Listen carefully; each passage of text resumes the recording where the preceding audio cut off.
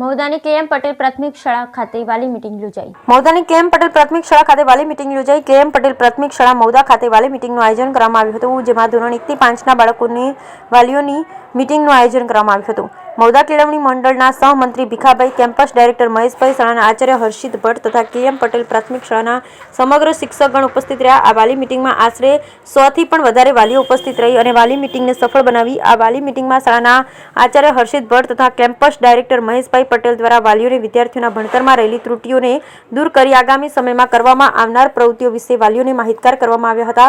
આ સમગ્ર કાર્યક્રમનું સફળ સંચાલન આચાર્ય હર્ષિત ભટ્ટના માર્ગદર્શન હેઠળ રિપલબેન પટેલ દ્વારા કરવામાં આવ્યું હતું. અંતમાં આભાર વિધિ શાળાના શિક્ષિકા મલ્લિકાબેન પટેલ દ્વારા કરવામાં આવી હતી.